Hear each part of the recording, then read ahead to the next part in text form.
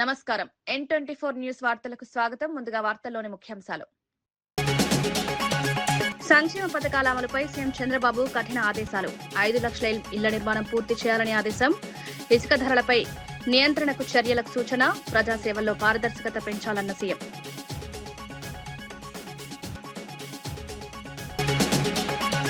MIM భయంతో అధికారులు పనిచేయడం లేదన్న రాజాసింగ్. జీహెచ్ఎంసీ పోలీసులు ఒత్తిడికి లోనవుతున్నారని ఆరోపణ.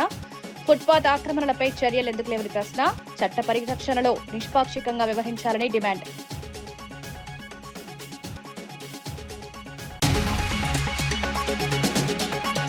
రాధాకృష్ణపై ఘాటు విమర్శలు చేసిన నాగార్జున యాదవ్. మహిళలపై వ్యాఖ్యలను ఖండించిన నేత. చంద్రబాబు మద్దతు దారుణమని ఆరోపణ.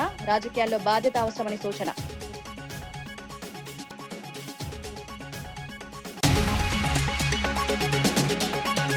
చొరబాటుదారులపై కఠిన చర్యలుంటాయని అమిత్ షా హెచ్చరిక. అసోంలో బీజేపీకి ఓటు వేయాలని పిలుపు. చొరబాటుదారులు యువత ఉపాధి దోచుకుంటున్నారని ఆరోపణ. భారత్ ధర్మశాల కాదని స్పష్టం.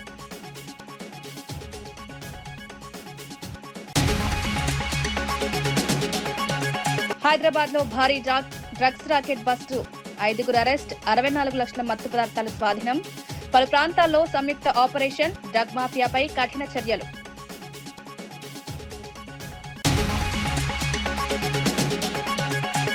ప్రభుత్వం అత్యంత ప్రాధాన్యంగా తీసుకున్న పథకాలను పక్కా ప్రణాళికతో అమలు చేయాలని సీఎం చంద్రబాబు స్పష్టం చేశారు. అమరావతిలో ఆర్టీజీఎస్ కేంద్రం నుంచి వివిధ శాఖల పనితీరుపై సమీక్ష నిర్వహించారు. ఈ ఏడాదిలో 5 లక్షల ఇళ్ల నిర్మాణాన్ని పూర్తి చేసి లబ్దిదారులకు అందించాలని అధికారులకు ఆదేశాలు జారీ చేశారు. 2 లక్షల మందికి ఇళ్ల స్థలాల పంపిణీ వేగవంతం చేయాలని సూచించారు. వర్షాకాలంలో ఇసుక సరఫరాలో ఎలాంటి ఇబ్బందులు రాకుండా ముందస్తు చర్యలు తీసుకోవాలన్నారు. ఇసుకపై అధిక ధరలు వసూలు చేయకుండా కట్టడి చేయాలని హెచ్చరించారు.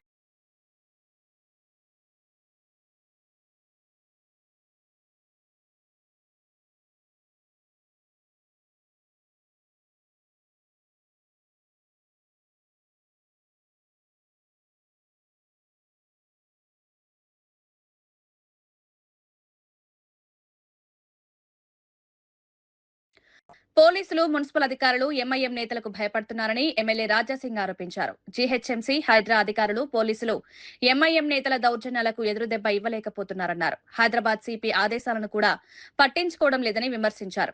ఎంఐఎం ఎమ్మెల్యే చేసిన వ్యాఖ్యలు ఆశ్చర్యకరమని పేర్కొన్నారు. నగరంలోని ఫుట్పాత్లను ఆక్రమించి షాపులు పెట్టించి కిరాయిలు వసూలు చేస్తున్నారని ఆరోపించారు.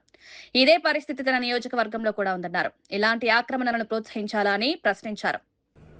అదేవిధంగా ఒక ఎక్స్ కార్పొరేటర్ పైన, అదేవిధంగా ఒక ఫాల్తూ ఎమ్మెల్సీ పైన కూడా ఒక కేసు కూడా చేసినారు. ఎందుకంటే పోలీస్ పైన వాళ్ళు దాడి చేసినారు. దాని తర్వాత మన హైదరాబాద్ కమిషనర్ గారు స్టేట్మెంట్ ఇస్తున్నారు. ఎవరైనా పోలీస్ వాళ్ళతోని ఈ విధంగా బిహేవియర్ చేస్తే వాళ్ళపైన 100% యాక్షన్ ఉంటుందని కమిషనర్ గారు కూడా ఒక మంచి స్టేట్మెంట్ ఇస్తున్నారు. కానీ మన పోలీస్ కమిషనర్ గారిది ఇచ్చిన స్టేట్మెంట్ పైన ఏదైనా ప్రభావం పడిందా ఎంఐఎం పైన? ఏం పడలే.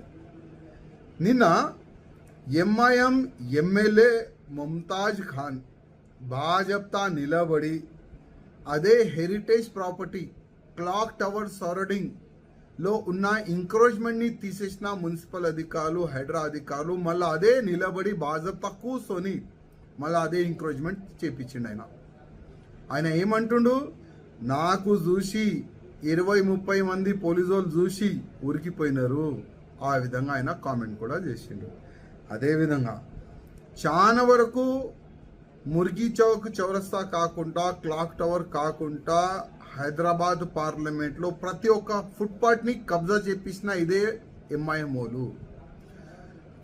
ఫస్ట్ అయితే ఈ ఫుట్పాత్ ని వాళ్ళు కబ్జా చేపిస్తారు. దాని తర్వాత కిరాయా కూడా వీళ్ళే వసూలు చేసుకుంటారు. వీళ్ళు కార్పొరేట్ కిరాయా వసూలు చేసుకుంటారు. మహిళలపై అసభ్యంగా మాట్లాడితే ఎవరైనా ఖండిస్తారని వైఎస్ఆర్సీపీ నేత యనమల నాగార్జున యాదవ్ అన్నారు. రాధాకృష్ణ చేసిన వ్యాఖ్యలకు చంద్రబాబు, లోకేష్, పవన్ కళ్యాణ్ మద్దతు ఇవ్వడం దారుణమని విమర్శించారు. ఈ వ్యాఖ్యల వెనుక పెద్ద కుట్ర ఉందని ఆరోపించారు. రాధాకృష్ణ రాసిన మాటలైనా రాయించింది చంద్రబాబేనని అనిపిస్తోందన్నారు. నిరసనకు వెళ్లినప్పుడు ఆయన దాక్కోవడం విచిత్రమన్నారు. మహిళల గౌరవాన్ని కించపరిచే వ్యాఖ్యలను తీవ్రంగా ఖండించారు. రాజకీయాల్లో ఇలాంటి వ్యాఖ్యలు ప్రజల్లో అసహనం పెంచుతాయన్నారు. కిరణ్ నడుపుతున్నటువంటి పేపర్ చూసినా, రాధాకృష్ణ నడుపుతున్నటువంటి పేపర్ చూసినా కూడా మనకు తెలుస్తుంది. మొన్న ఈ మధ్యన కొత్త పలుకు పేరుతో బ్రోకర్ రాధాకృష్ణ ఒక చెత్త మాటలు, బురద మాటలు, వికృతమైనటువంటి మాటలు మాట్లాడాడు. ఏమంటాడు? మర్యాద, సంస్కారం, సభ్యత, ఇంగిత జ్ఞానం ఇది ఎవరో చెబితే రావు రాధాకృష్ణ. మనిషిగా పుట్టిన తర్వాత నువ్వు పశువు కాదని నీకు నువ్వు నిరూపించుకోవాలంటే, బురదలో తిరిగేటువంటి పందికి రాధాకృష్ణకి తేడా లేదని తెలుసుకోవాలనుకుంటే, వావి వరస లేని కుక్క రాధాకృష్ణ ఒకటే కాదని అనుకోవాలంటే కొన్ని మర్యాదలు మనం పాటించాలి. అటువంటి మర్యాదలేమీ పాటించకుండా వావి వరసలు లేనటువంటి కుక్కలాగా, బురదలో బొరిలే పందిలాగా నేను మాట్లాడతాను అని బరి తెగించి, అంటే ఇడిచేసిన వాళ్ళకి వీధికే పెద్ద అనేటువంటి చందానా నువ్వు ఇటువంటి వాక్యాలు మాట్లాడావు. అయినా రాధాకృష్ణ మిమ్మల్ని ఒకటి అడుగుతున్నా, చంద్రబాబు నాయుడు గారు చెబితే నువ్వు చేసేటువంటి ప్రతి తార్చుడు పనులకి మాకు ఆపాదిస్తే అట్లా, జనాలకు ఆపాదిస్తే అట్లా? బహుశా చంద్రబాబు నాయుడు గారు మీకు చెబుతారేమో, ఆయన చెబితే మీరు అటువంటి వికృతమైనటువంటి పనులు మీరు మీ అమరావతి విషయంపై నిజాలు చెప్పిన వారిపై కూటమి నాయకులు ఎల్లో మీడియా దాడులు చేస్తున్నాయని వైఎస్ఆర్సీపీ నేత పుత్తా శివశంకర్ ఆరోపించారు. వైఎస్ఆర్సీపీ నాయకుల కుటుంబాలపై చేసిన వ్యాఖ్యలను తీవ్రంగా ఖండించారు. ఏబీఎన్ కార్యాలయం ఎదుట నిరసన వ్యక్తం చేశారు. ఆంధ్రజ్యోతి రాధాకృష్ణ తన తీరు మార్చుకోకపోతే మరింత గట్టిగా స్పందిస్తామని హెచ్చరించారు. మీడియా బాధ్యతాయుతంగా వ్యవహరించాలని సూచించారు. రాజకీయ విమర్శలు వ్యక్తిగత స్థాయికి దిగజారకూడదన్నారు. ప్రజాస్వామ్యంలో మీడియా పాత్ర కీలకమని గుర్తు చేశారు. శ్రీధర్ గారు అనుకుంటా, మాడబూసి శ్రీధర్ గారు, ఆయన ఒక చక్కని విశ్లేషణ చేస్తే, ఒక విశ్లేషకుడిగా దానికి ఎల్లో మీడియా అదేవిధంగా తెలుగుదేశం పార్టీ వాళ్ళ మీద ఏ విధంగా దాడి చేస్తున్నాయి, ఎందుకింత దాడి, ఎందుకింత భయము? రాష్ట్ర ప్రజలకు మేలు చేయడానికే కదా ప్రభుత్వంలోకి మీకు ఓటేసింది. జగన్ గారు చెప్పినటువంటి ప్రపోజల్ మీకు నచ్చకపోతే నచ్చలేదని చెప్పండి, ప్రజలను కన్విన్స్ చేసుకోండి. అంతేకాని వైఎస్ఆర్ కాంగ్రెస్ పార్టీ ఇంట్లో ఉన్నటువంటి మహిళలని, నాయకులని నీచమైనటువంటి కామెంట్ చేసే అధికారం నీకెవరిచ్చారయ్యా? ఇది చంద్రబాబు చేసేటువంటి కుట్రలు కానీ, తెలుగుదేశం పార్టీ ఎల్లో మీడియా ఈ కుట్రలను, పన్నాగాలను భరిస్తూ ఉండడానికి వైఎస్ఆర్ కాంగ్రెస్ పార్టీ ఆత్మాభిమానం లేని పార్టీ కాదు. పద్ధతుల్లోనే గట్టిగా రెస్పాండ్ అవుతాం, వదిలిపెట్టాం. మీ బుద్ధి మార్చుకోకపోతే మరింతగా కూడా గట్టిగా స్పందించాల్సింది వస్తుంది. ఇవాళ కూడా అందులో భాగంగానే హైదరాబాద్లో ఆ యొక్క నీచమైనటువంటి కార్యాలయం ముందు, ఏబిఎన్ ఆంధ్రజ్యోతి కార్యాలయం ముందు మా వాళ్ళు శాంతియుతంగా ధర్మాగ్రహం వ్యక్తం చేస్తూ అక్కడ శాంతియుతంగా ప్రొటెస్ట్ చేస్తే దాన్ని తండ్రి కొడుకులు ఉప ముఖ్యమంత్రి కీ కట్టుకొని వచ్చి గిలగిలగిలగిలగిలా కొట్టుకుంటూ ట్వీట్ల మీద ట్వీట్లు వేస్తూ ప్రెస్ నోట్లు రిలీజ్ చేసుకుంటూ అయ్యో ఏదో జరిగిపోతుంది, ఇది వ్యాఖ్యానమే కదా అని ఒకరు, ఇది సందేశమే కదా అని ఒకరు, ఇది జర్నలిజం కదా అని ఒకరు. ఏమయ్యా చంద్రబాబు నాయుడు గారు, లోకేష్ గారు, ఒక్కసారి గుర్తు తెచ్చుకోండి. మీరు దుర్మార్గమైనటువంటి వ్యాఖ్యల గురించి ప్రయత్నం చేసి మాట్లాడుతున్నారు కదా, ఇదే సాక్షి ఛానల్కి సంబంధం లేకపోయినా ఒక వ్యక్తి చర్చలో కూర్చొని ఏదో మాటలు మాట్లాడితే మహిళల ఆత్మాభిమానమని ఆంధ్రప్రదేశ్లోని సాక్షి కార్యాలయాలను ముట్టడించి దాడులు చేసి తగలబెట్టి తెలుగుదేశం పార్టీ నాయకులు, మహిళలు అందరూ కూడాను ఓని పోలీసులు దగ్గరని పంపించారే. ఏంటంటే మహిళల ఆత్మాభిమానం అంట. ఈ రోజు మహిళలను భార్యలు కాదు. అమరావతి రాజధానికి చట్టబద్ధత రావడంపై ఎంపీ కలిశెట్టి అప్పలనాయుడు హర్షం వ్యక్తం చేశారు. గత 5 ఏళ్లలో రైతులు, మహిళలు ఎదుర్కొన్న ఇబ్బందులను గుర్తు చేశారు. జగన్ వెంటనే క్షమాపణ చెప్పాలని డిమాండ్ చేశారు. 33,000 ఎకరాల భూమిని త్యాగం చేసిన రైతుల పోరాటం చారిత్రాత్మకమన్నారు. పార్లమెంట్లో అమరావతి బిల్లుకు మద్దతు తెలపడం గర్వకారణమని పేర్కొన్నారు. రైతుల త్యాగం వృధా కాలేదన్నారు. అమరావతి అభివృద్ధి కోసం ప్రభుత్వం కట్టుబడి ఉందన్నారు. అరసవిల్లిలో సోమవారం ఆశీర్వాదం కోసం అరసవిల్లి ప్రత్యేక పూజలు చేయించాం రైతులతో. వారు వచ్చినప్పుడు మేము చేసిన తర్వాత చట్టబద్ధమైన తర్వాత మళ్ళీ నేను అరసవిల్లి వెళ్ళి మా దంపతులు ఇద్దరం కూడా వెళ్ళి పూజలు చేసి ఆ తీర్థ ప్రసాదాలు తీసుకొచ్చి ఈరోజు ఇవ్వడం జరిగింది. ఎందుకంటే చివరికి అక్కడే వారు దర్శనాలు చేసుకొని అన్ని గుళ్ళు దర్శనాలు అయిన తర్వాత చివరికి అరసవిల్లిలో దర్శనం చేసుకొని వారు తిరిగి రావడం జరిగింది.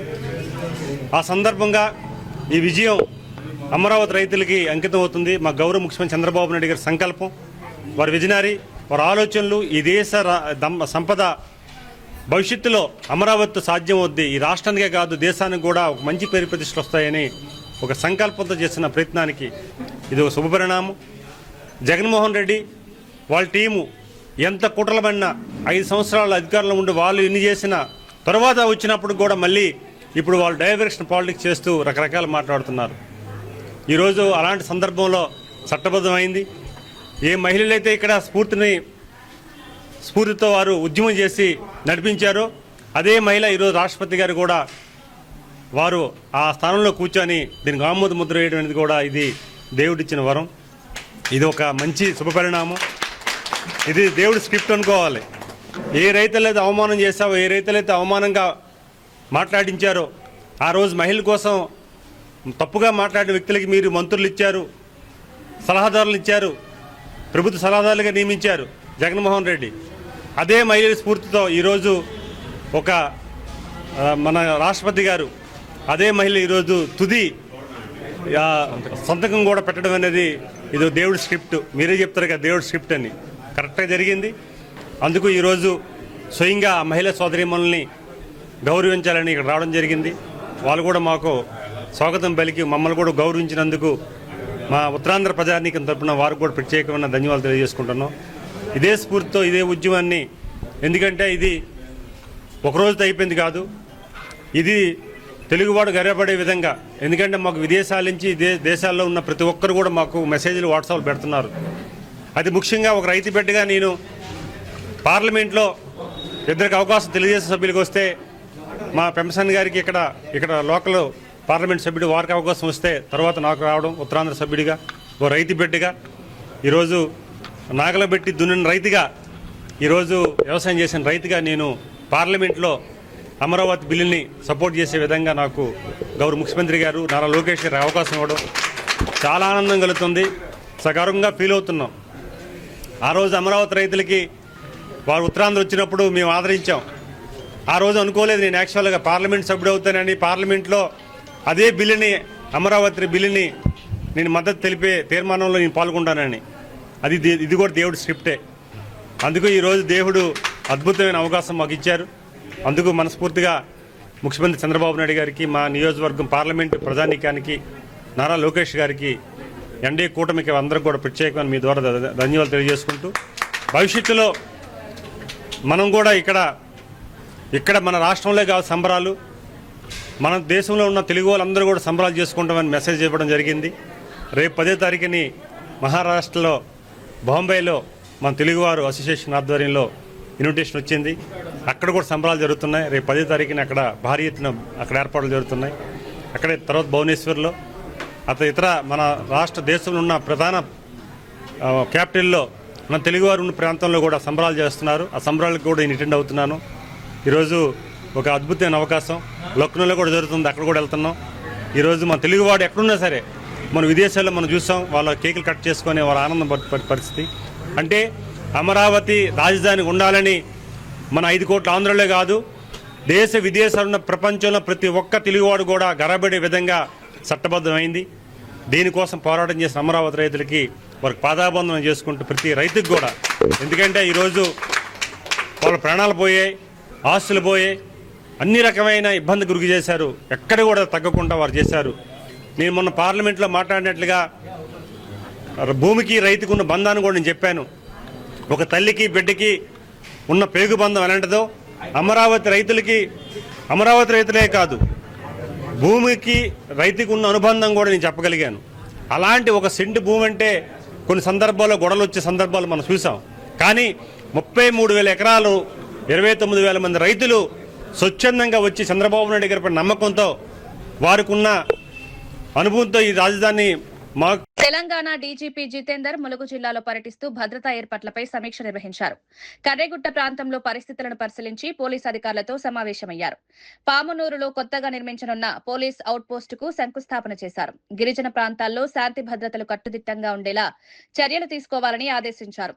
స్థానిక గిరిజనులతో మాట్లాడి వారి సమస్యలను తెలుసుకున్నారు. పోలీస్ శాఖ ఎల్లప్పుడూ ప్రజలకు అండగా ఉంటుందని భరోసానిచ్చారు.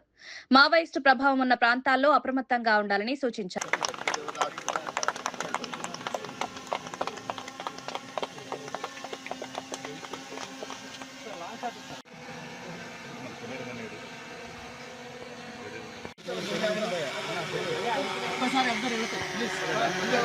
సౌండ్ పెట్టుకున్నట్లు తలకాయలు కట్ అవుతాయి.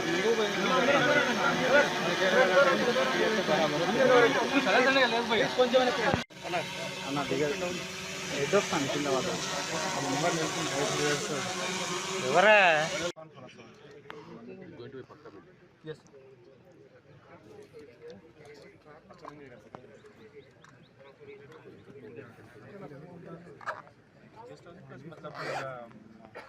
मीटिंग हो सर कॉन्फ्रेंस इंटरनली हो सर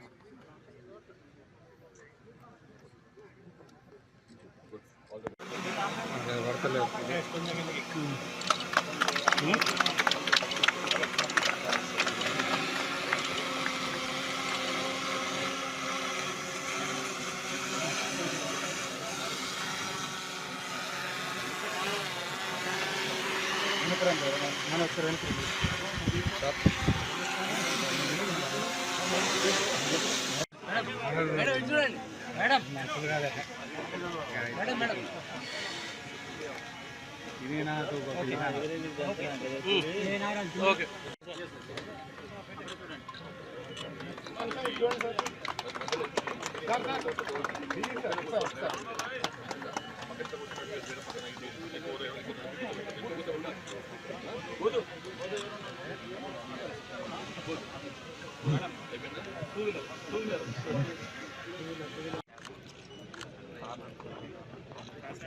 రమేష్ సార్ సార్ కొంచెం ముందుకు రండి sir.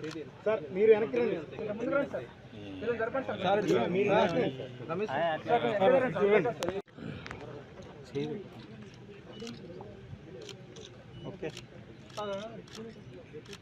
Thank you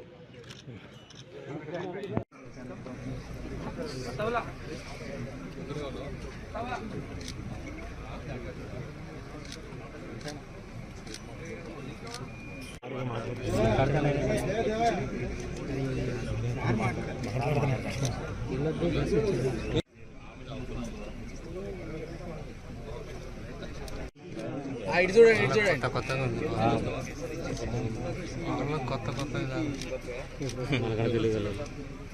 Nacharam division అభివృద్ధి నిధులపై కాంగ్రెస్ బీఆర్ఎస్ మధ్య రాజకీయ పోరు ముదురుతోంది. బీఆర్ఎస్ నాయకులు తామే నిధులు తెచ్చామని చెప్తుండగా కాంగ్రెస్ నేతలు అధికారంలో ఉన్న తమ ప్రభుత్వం నిధులు కేటాయించిందని చెప్తున్నారు. పరమేశ్వర్ రెడ్డి చొరవతో సీఎం రేవంత్ రెడ్డి నిధులు ఇచ్చారని కాంగ్రెస్ నేతలు స్పష్టం చేశారు.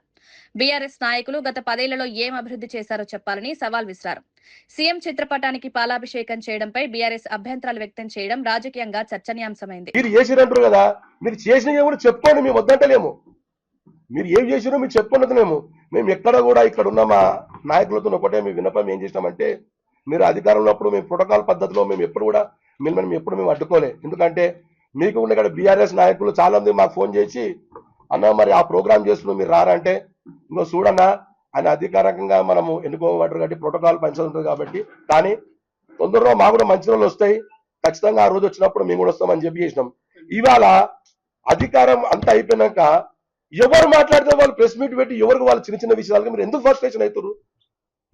ఇవాళ మేము ఎవరికి అభిషేకం చేస్తున్నాము? మన ముఖ్యమంత్రి, మన రాష్ట్ర ముఖ్యమంత్రికి పాలాభిషేకం చేస్తే మీకేం బాధ? దానివల్ల మీకేం ఇబ్బంది అవుతుంది? మీకేం ఇబ్బంది అవుతుందని చెప్పి నీ సందర్భంగా అడుగుతున్నా. ఇవన్నీ పక్క పెడితే మేము రాబోయే రోజులలో కూడా ఇక్కడ ఉన్నది నాచారం డివిజన్ అభివృద్ధి కార్యక్రమం అనేది అందరం పూర్తి బాధ్యతగా మాకు భుజాలపై చేసుకుంటూ మేము పనిచేస్తామని తెలియజేస్తూ, అదేవిధంగా మరొక విషయం నేను 2 విషయాల్లో మాట్లాడి క్లోజ్ చేస్తాను కాబట్టి, ఇవాళ పెద్దలు స్వర్గీయ శ్రీ బండారి రాజిరెడ్డి అన్న గారు ఉప్పల్ కారిడార్కి వారి యొక్క పేరు పెట్టడం జరిగింది.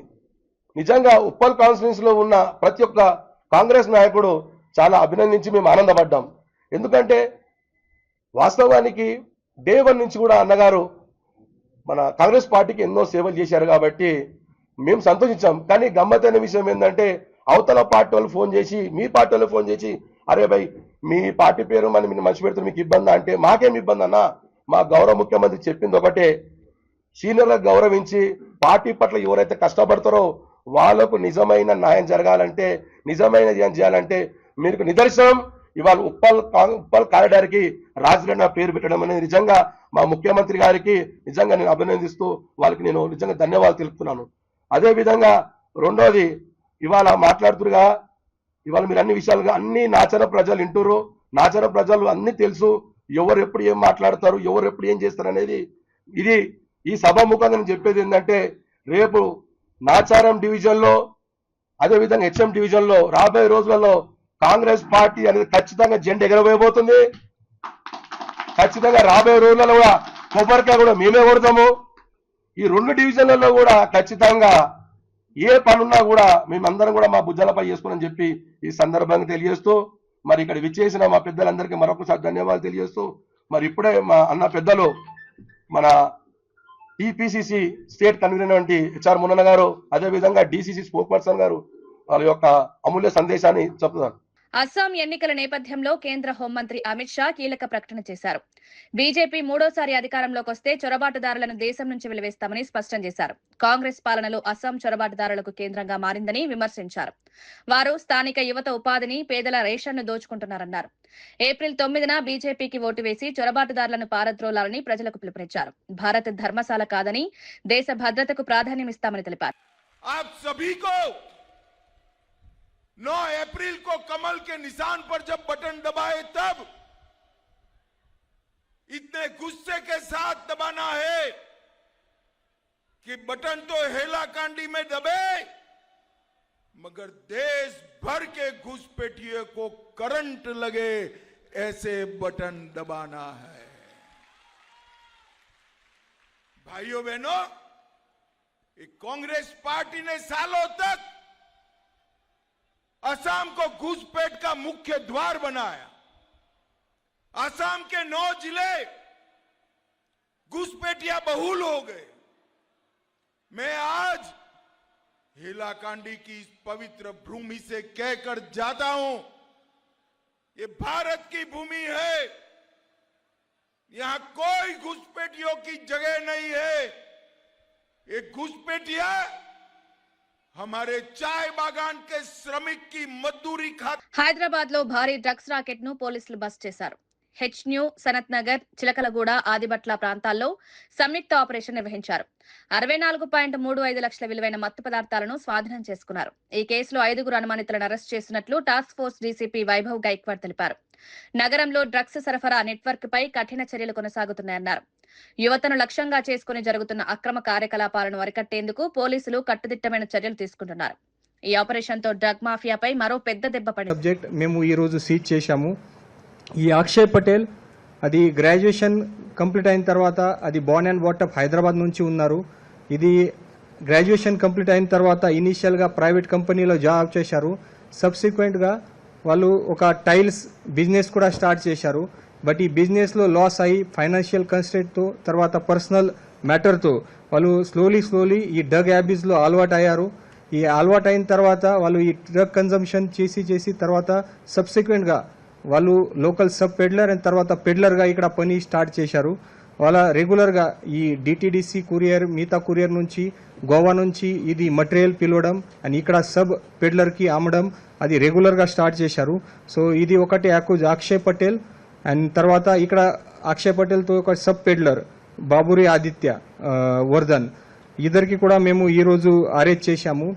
ఈ 3 కేసులో చూస్తే ఈ మోడస్ ఆపరెండి సేమ్, అంటే ఇనిషియల్గా ఈ అందరు పెడ్లర్స్ సబ్ పెడ్లర్స్ ఇనిషియల్గా ఈ ఫైనాన్షియల్ కన్స్ట్రెంట్తో పర్సనల్ ప్రాబ్లంతో ఈ ఎడ్యుకేషన్ ఆపేసి ఇది డ్రగ్ కన్జ్యూమ్కి అలవాటయి తర్వాత వేములవాడ రాజరాజేశ్వర స్వామి దేవాలయంలో ఆవుల సంరక్షణపై అధికారులు కఠిన హెచ్చరికలు జారీ చేశారు.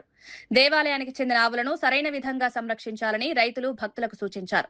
అనుమతి లేకుండా తీసుకువెళ్లడం, దుర్వినియోగం చేయడం జరిగితే చట్టపరమైన చర్యలు తీసుకుంటామన్నారు. దేవాలయాల సంపదను కాపాడడం ప్రతి ఒక్కరి బాధ్యత అని స్పష్టం చేశారు. ఆవులు సమాజానికి ఉపయోగపడే విధంగా సంరక్షణ జరగాలని అధికారులు తెలిపారు.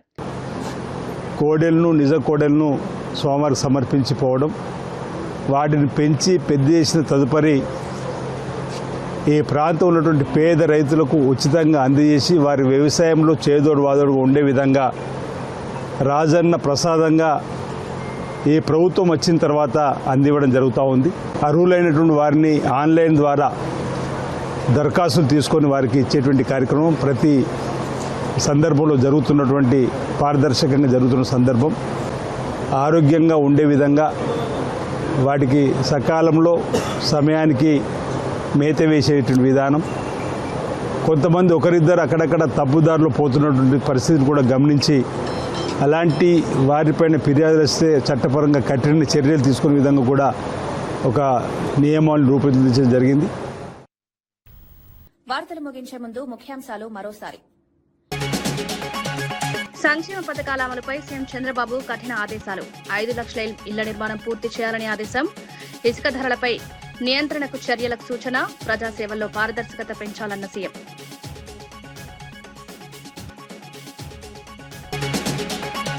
ఎంఐఎం భయంతో అధికారులు పనిచేయడం లేదన్న రాజాసింగ్. జీహెచ్ఎంసీ పోలీసులు ఒత్తిడికి లోనవుతున్నారని ఆరోపణ. ఫుట్పాత్ ఆక్రమణలపై చర్యలు ఎందుకు లేవని ప్రశ్న. చట్ట పరిరక్షణలో నిష్పాక్షికంగా వ్యవహరించాలని డిమాండ్.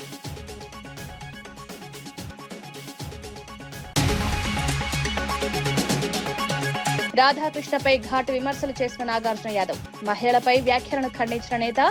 చంద్రబాబు మద్దతు దారుణమని ఆరోపణ. రాజకీయాల్లో బాధ్యత అవసరమని సూచన.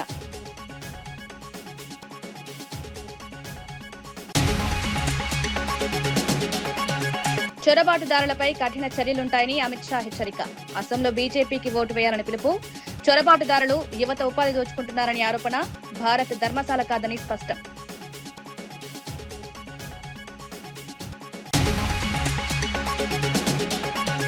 హైదరాబాద్ లో భారీ డ్రగ్స్ రాకెట్ బస్టు. 5గురు అరెస్ట్. 64 లక్షల మత్తు పదార్థాలు స్వాధీనం. పలు ప్రాంతాల్లో సంయుక్త ఆపరేషన్. డ్రగ్ మాఫియాపై కఠిన చర్యలు.